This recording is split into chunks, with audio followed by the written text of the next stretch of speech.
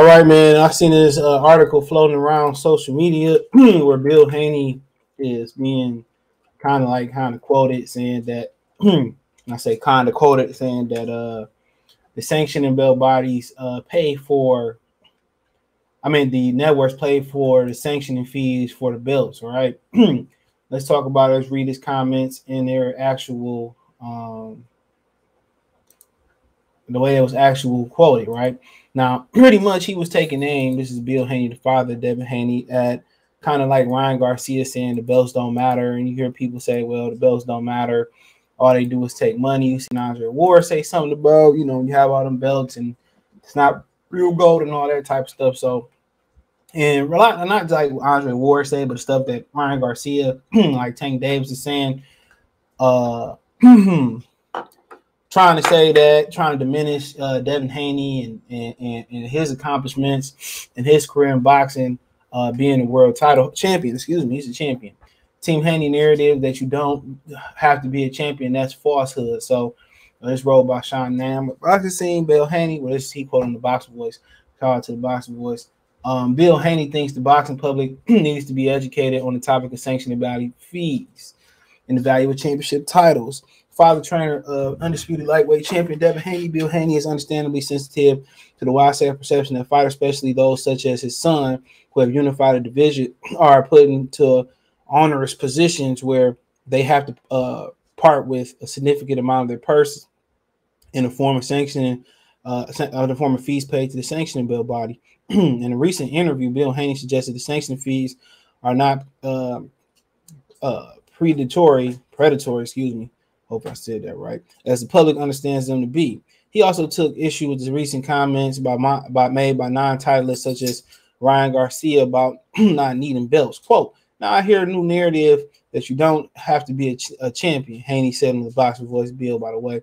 That's a falsehood. Somewhere everyone started thinking that they have to pay for the sanctioning fees. That's what the public thinks. If you take a look at the public, right, and what everyone is saying, fighters shouldn't have to pay sanctioning fees. Well, we don't. We don't pay the sanctioning fees. Quote, I think it's a misinterpretation that the public needs to hear, he later added. Bill suggested that the sanctioning fees are essentially paid by the network because the network puts enough in the budget. Sorry for Mason. Enough in the budget. Sanctioning fees, should be noted, are generally not collected as a flat fee, but as a percentage of the fighter's purse.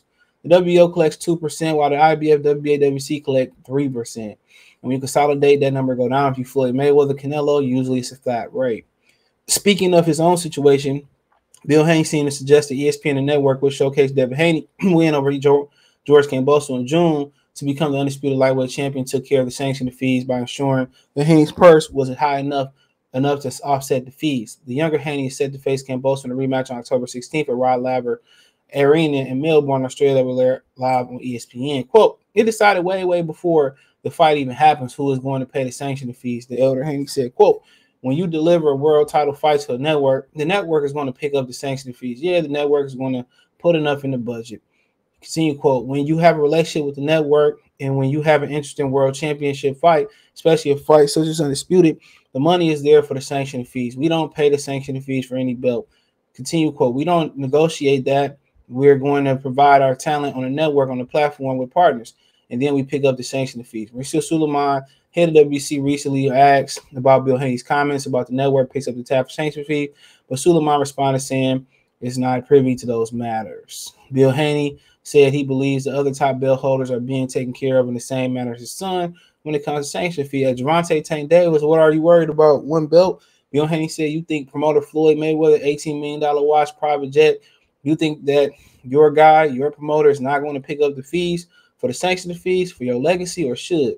Instead, we say these things like we don't need them. Titles. And he basically, that's interesting because I heard the Top Rank picked up the sanctioning fees, $65,000 for Josh Taylor to defend undisputed. That's just what I heard, right?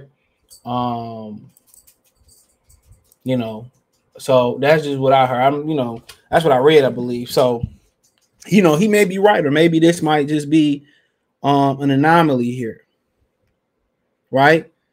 This might be an anomaly. But, I mean, like I said before, That sound about right.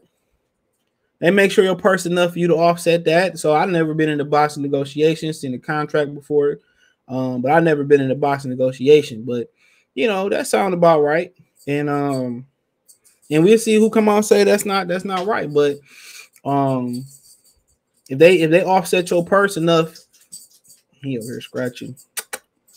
If they offset your purse, I mean, it is what it is. Mauricio Sulaiman don't care where that money, long as that money clear, that is what it is. But a lot of this is just about them trying to diminish his son as a champion. They diminish him as an email champion. Now he undisputed. And that just should let Haney know, man, I don't get into that back and forth with the ring or with boxing fans or quote unquote boxing aficionados, old media, print media, new media, vloggers. I don't even get into that battle. It's just never going to be good enough until you lay the gloves down, until you lose. No matter if you go out there, you smoke Lomachenko, it's not going to be good enough. That's why Canelo moved the way he moved. That's why Floyd at the end of his career moved the way he moved. And at the end of the day, when you think about it in its entirety, I ain't mad at him. I'm not mad at him. When you think about it, the way that is, where whatever you do, it ain't good enough. You go up there and beat up on Godzilla, King Kong, and they still complaining. Man, shit, I feel you. I definitely feel you. So I mean, that's just the way it is. But maybe he's should he have really said that? I mean, that's up to him. I don't think it's some type of Illuminati, secret society type of stuff. You know what I'm saying? I mean, it's boxing. It's boxing. So but hey, it's life. But yeah, it sounds about right. It sounds like that's something that they should it sounds like that's something that they should really like kind of help pick up. But the sanctioning fees, I don't really see what the point of the sanctioning belt bodies is. They provide officials and all that, but it's people that work a lot less jobs financially. They got way better benefits than boxers. They don't provide a 401k. And Mauricio Sulaiman went up there saying that they got a fund to help, broken up boxers. I ain't heard one boxer say checked and cleared. You can ask the boxers, what boxers? Canelo pockets? What boxers are we talking about, Mauricio? But they just trying to diminish Devin, and they feel like they got to defend, and they shouldn't have to feel that way, bro. In my opinion, I wouldn't even like entertain it. That's my opinion. I wouldn't even entertain it. I wouldn't even entertain them dudes, bro, because whatever you do, it's not gonna be good enough. Trust me, whatever you do in boxing, it's just not gonna be good enough. And that's just real shit. So it ain't even no point of fighting a PR battle on the internet. It's not. There's no point of fighting that PR battle. You're not gonna win. People gonna think what they think about you, and when they see you in public, where they do so when they interview with you, then they gonna kiss your ass, and then they gonna say, "Oh, it's not like that," and all that type of stuff. Like I said before, Floyd didn't even win. When Floyd was a nice guy, talking nice and all that type of stuff, people still complain. When he was offensive and all that type of stuff, people still complain.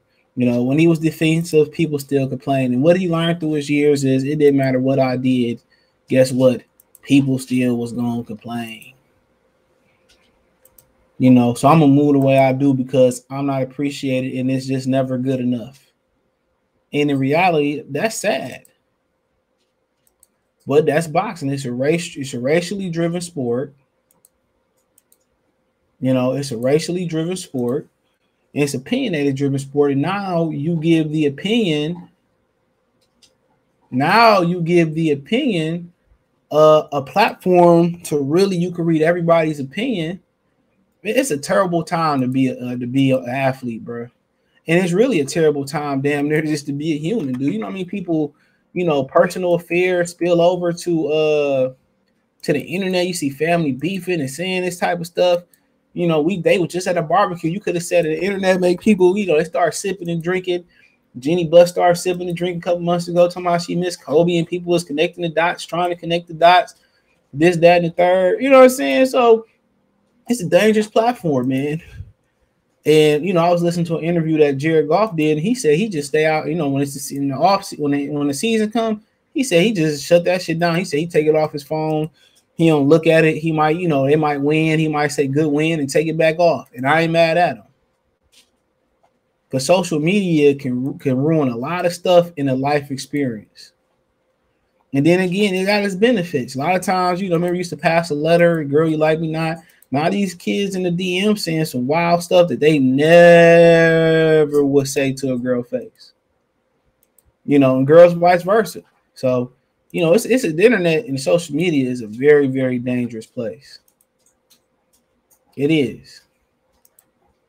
It's a very dangerous place. So, I mean, you got to tread lightly. Trust me. You got to tread lightly.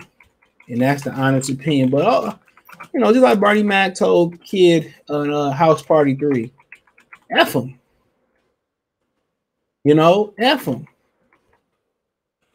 If they don't like you, F them. You can't make nobody like you. You can't make nobody love you. You just can't. You can't make nobody respect you. So that's my little thing about it. But champion, they talk shit. He was email champion before he was a champion. They diminished him. Well, I mean, it is what it is, man. Let me know what you girls and guys think. Thumbs up the video, share the video, subscribe to the channel. Next to the subscribe button is the bell icon button. Hit all notifications, increase your chance of notifications. We go live and drop a video. And then you want to support the channel, Cash App, $sign CJ Good 313, Venmo CJ Good 313, PayPal link in the description. Hit my link tree. Find me on Twitch, Twitter, Instagram, Spotify, Anchor, Cash App, Venmo, PayPal, Amazon Music. I'm everywhere. Just hit the link tree. You can find me everywhere, man. And I do appreciate everybody for supporting the channel. I got a new platform that I'm probably break later this week or earlier next week.